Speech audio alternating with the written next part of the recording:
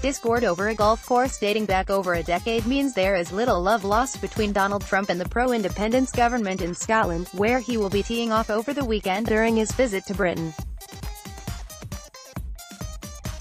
Trump, whose mother was from Scotland, is expected to stay at his luxury golf resort at Turnberry. Sponsored. Most of the controversy has centered on his other course, known as Trump International Golf Links.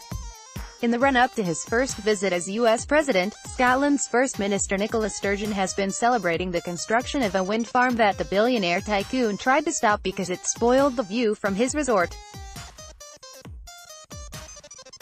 A famous golf course owner from America who, I think, has now turned his hand to politics, decided to take the Scottish government to court to try to block these wind turbines, the Scottish National Party (SNP) leader said as the first turbine was switched on last week.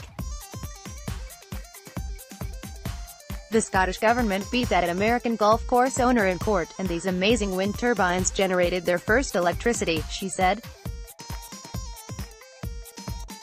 Sturgeon has refused to meet Trump on his visit but has resisted pressure from some Scottish lawmakers to deny him landing rights at Glasgow's Prestwick Airport.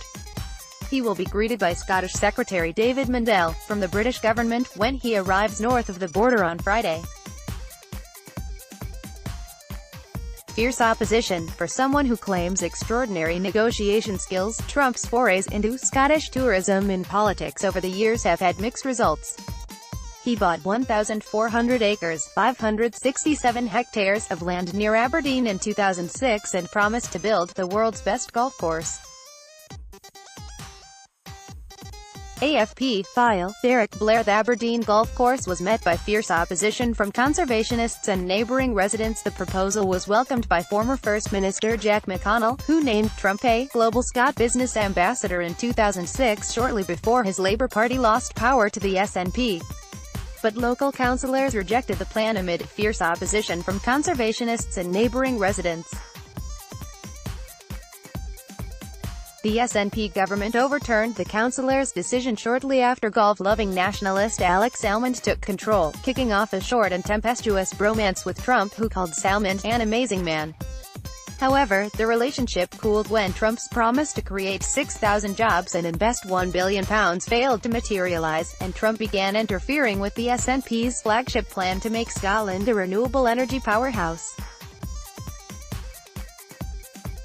The Trump Organization has spent around £100 million on the course, known as Trump International Golf Links, and employed around 650 temporary and permanent staff, but the company insists the resort remains a work in progress.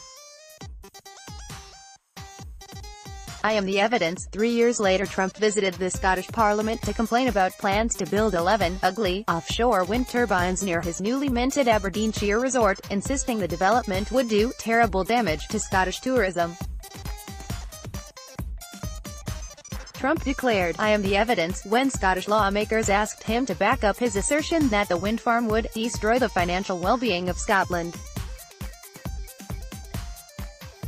6 years on, overseas visitors to Scotland have increased by nearly a quarter, and renewable energy now powers over two-thirds of Scottish homes and rising.